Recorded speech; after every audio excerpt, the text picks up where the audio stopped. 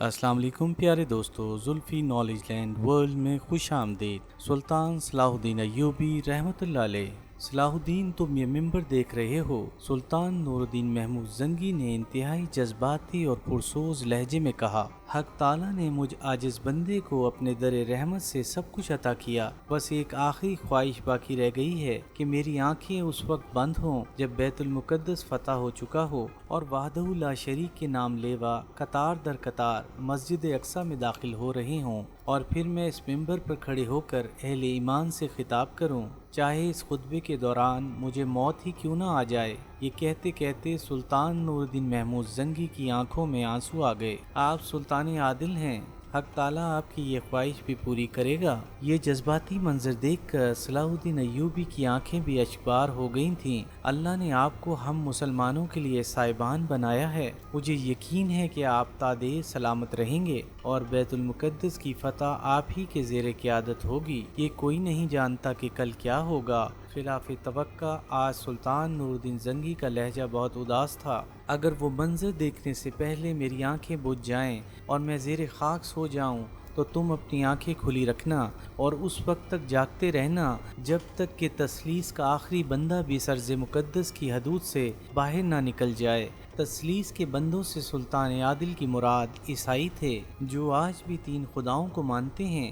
بس یہی میری آخری نصیحت ہے اور یہی وصیت، جہاد جہاد اور صرف جہاد، انصاف انصاف اور صرف انصاف۔ پھر اہل دمشق نے اپنی آنکھوں سے عجیب منظر دیکھا کہ سلطان نور الدین زنگی اپنے تمام عمرہ کے ساتھ صلاح الدین ایوبی کو رخصت کرنے کے لیے دمشق کی سرحد تک آئے، پھر گھوڑے سے اتر کر صلاح الدین سے بڑے والہانہ انداز میں گلے ملے، پھر اس کی پیشانی کو بوسہ دیتے ہوئے نہایت جذباتی لہجے میں بولے، تم اہل ایمان کا سرمایہ ہو، اللہ تمہاری حفاظت کرے۔ پھر سلطان عادل اس وقت تک کھڑے رہے جب تک صلاح الدین ایوبی اور اس کا فوجی دستہ نظروں سے اوجھل نہیں ہو گیا۔ صلاح الدین ایوبی کو دمشق سے رخصت ہو کر مصر پہنچے ہوئے بمشکل ایک ہفتہ گزرا ہوگا کہ اس کے جاسوسوں نے خوفناک اطلاع دیتے ہوئے کہا، شاہ یروشلم مصر پر قبضہ کرنے کی خواہش سے فی الحال دستبردار ہو چکا ہے، مگر اہل ایمان کے خلاف اس کی سازشیں ابھی تک جاری ہیں۔ آج کل ایلیا کے قلعے میں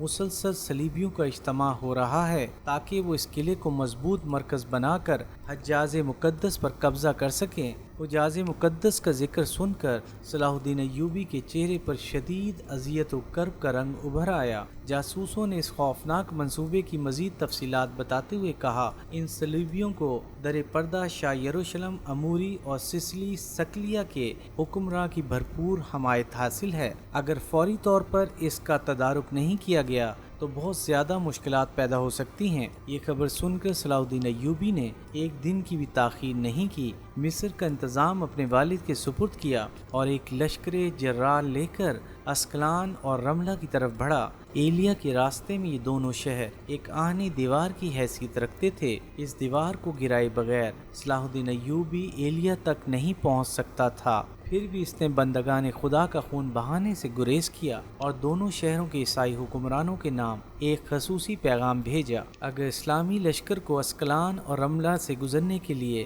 راہداری دی گئی تو پھر میرا اور تمہارا کوئی جھگڑا نہیں، میں تمہارے علاقے سے چپ چاپ گزر جاؤں گا، اور اگر تم نے مزاحمت کی تو پھر شمشیر ہی ہماری تقدیروں کا فیصلہ کرے گی۔ اسکلان اور رملہ کے عیسائی حکمران جانتے تھے اگر صلاح الدین ایوبی کا لشکر ان علاقوں سے گزر گیا تو پھر اس کا ہدف ایلیا کے سوا کوئی اور دوسرا مقام نہیں ہوگا، اس لیے ان دونوں نے صلاح الدین ایوبی کے اس پیغام کا جواب بڑے جارحانہ انداز میں دیا اور آمادہ جنگ ہو گئے۔ اسکلان اور رملہ کے عیسائی حاکموں کا خیال تھا کہ وہ اپنے علاقوں میں مضبوط بھی ہیں اور محفوظ بھی۔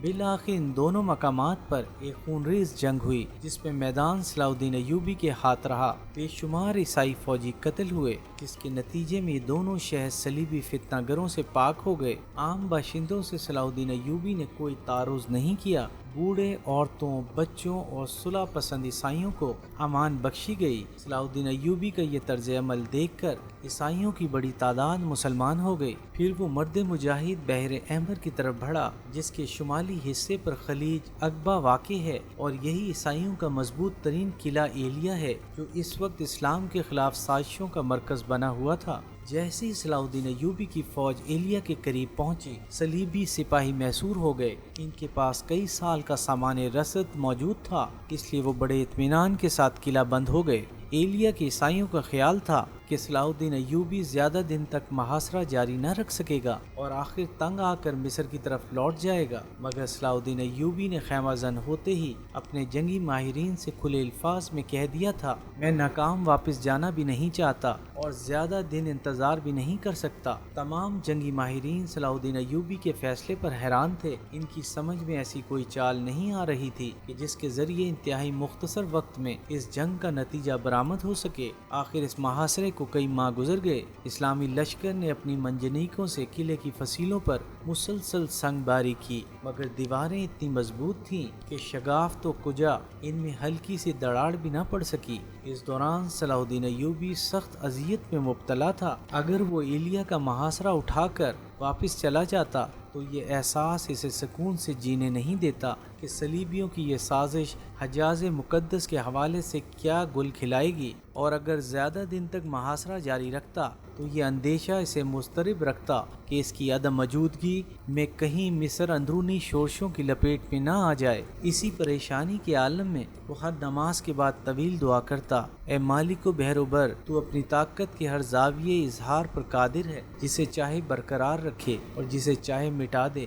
یا تو ایلیا کے فتنہ گروں پر آسمان سے کوئی عذاب نازل کر، یا پھر اپنے اس حقیر بندے کی رہنمائی فرما کہ ان مفسدوں کا کس طرح کلا کما کیا جائے۔ بالآخر ایک رات صلاح الدین ایوبی سویا تو اس نے دیکھا کہ شاریہ خیمے میں داخل ہوتی ہے اور انتہائی پرسکون لہجے میں کہتی ہے، یوسف، حضرت عمر بن العاص رضی اللہ تعالی عنہ کا طریقہ اختیار کرو، حق تعالی تمہاری مراد پوری کر دے گا۔ گھبرا کر صلاح الدین ایوبی کی آنکھ کھل جاتی ہے، وہ ادھر ادھر دیکھتا ہے مگر شاریہ کہیں نظر نہیں آتی۔ نیند کا خمار زائل ہوتے ہی اسے اندازہ ہو جاتا ہے کہ اس نے خواب دیکھا ہے، مگر وہ خواب بے مقصد نہیں تھا۔ صلاح الدین کو فوراً ہی وہ تاریخ ساز واقعہ یاد آ گیا۔ یہ حضرت عمر فاروق رضی اللہ تعالیٰ عنہ کے زمانے خلافت تھا، جب مسلمان روم پر حملہ آور تھے، مگر رومی فوج قلعہ بند ہو کر اطمینان سے بیٹھ گئی تھی۔ محاصرہ نے اس قدر طول کھینچا کہ 6 ماہ گزر گئے اور جنگ کا کوئی نتیجہ برآمد نہیں ہوا۔ مجبوراً اسلامی سپہ سالاروں نے حضرت عمر رضی اللہ تعالیٰ عنہ کو پوری تفصیل لکھی اور محاصرہ جاری رکھنے کے لیے 10,000 تازہ دم فوج بھیجنے کی درخواست کی۔ اس خط کے جواب میں حضرت عمر فاروق رضی اللہ تعالیٰ عنہ نے مشہور صحابی حضرت عمر بن العاص رضی اللہ تعالیٰ عنہ کو بھیج دیا اور ساتھ ہی یہ بھی تحریر کر دیا، تمہیں 10,000 فوج نہیں، صرف حضرت عمر بن العاص رضی اللہ تعالیٰ عنہ کی ضرورت ہے، انشاءاللہ یہ تنہا تمہارا مسئلہ حل کر دیں گے۔ حضرت عمر بن العاص رضی اللہ تعالیٰ عنہ نے روم پہنچتے ہی 2-4 دن تک شہر کے گرد و نواح اور قلعے کی ظاہری حالت کا جائزہ لیا۔ پھر آپ رضی اللہ تعالیٰ عنہ نے سالار لشکر سے فرمایا، کل نماز فجر کے بعد تمام خیمے اکھیڑ ڈالو اور دشمن کو یہ واضح تاثر دو کہ تم لوگ ناکام و نامراد واپس جا رہے ہو۔ رومی حکمران نے بڑی مسرت کے ساتھ مسلمانوں کی واپسی کا منظر دیکھا۔ پھر اس نے اپنے کچھ جاسوس لشکر اسلام کے تعاقب میں روانہ کیے۔ ان جاسوسوں نے 20-25 میل تک اسلامی فوج کا پیچھا کیا۔ پھر انہوں نے واپس آ کر اپنے حکمراں کو اطلاع دی کہ واقعتاً لشکر اسلام جا چکا ہے، اب اس کے لوٹنے کا کوئی امکان باقی نہیں۔ اس مصدقہ اطلاع کے بعد قلعے کے دروازے کھول دیے گئے۔ پورا شہر 6 مہینے سے ویران پڑا تھا۔ لشکر اسلام کے جاتے ہی گلی کوچوں اور بازاروں کی گمشدہ رونقیں لوٹ آئیں اور رومی باشندے پورے جوش و خروش کے ساتھ کاروباری زندگی میں مصروف ہو گئے۔ تقریباً 100 میل کا فاصلہ طے کرنے کے بعد حضرت عمر بن العاص رضی اللہ تعالیٰ عنہ نے اسلامی لشکر کو 2 حصوں میں تقسیم کر دیا۔ ایک فوجی دستہ دائیں طرف مڑا اور دوسرا بائیں طرف۔ دونوں فوجی دستوں کو ہدایت تھی کہ وہ طویل چکر کاٹ کر قلعے کے عقب میں پہنچ جائیں، پھر دونوں دستے دائیں اور بائیں سے تیزی کے ساتھ نمودار ہوں۔ پھر جب لشکر اسلام حضرت عمر بن العاص رضی اللہ تعالیٰ عنہ کی ہدایت کے مطابق واپس لوٹے تو رومی باشندے روزمرہ کے عیش و عشرت میں مبتلا تھے اور ان کی فوج بے خبری کی حالت میں گہری نیند سو رہی تھی۔ نتیجتاً لشکر اسلام ان پر عذاب ناگہانی کی طرح نازل ہوا۔ رومی سپاہیوں کو اتنی مہلت بھی نہ مل سکی کہ وہ بھاگ کر دوبارہ قلعہ بند ہو جاتے۔ انجام کار ان کی بڑی تعداد تاہو تیغ ہو گئی، کچھ سپاہی فرار ہونے میں کامیاب ہو گئے اور باقی غلام بنا لیے گئے۔ واضح رہے کہ حضرت عمر بن العاص رضی اللہ تعالیٰ عنہ کا شمار دنیا کے ذہین ترین افراد میں ہوتا ہے۔ اس کے علاوہ آپ فاتح مصر بھی تھے۔ آخر صلاح الدین ایوبی نے یہی طریقہ اختیار کیا۔ پھر جب ایلیا کے صلیبی قلعے کا دروازہ کھول کر باہر نکل آئے اور حسب عادت رنگ رلیاں منانے لگے تو صلاح الدین ایوبی کے لشکر نے انہیں اس طرح پیس ڈالا جیسے چکی کے دو پارٹوں کے درمیان گندم۔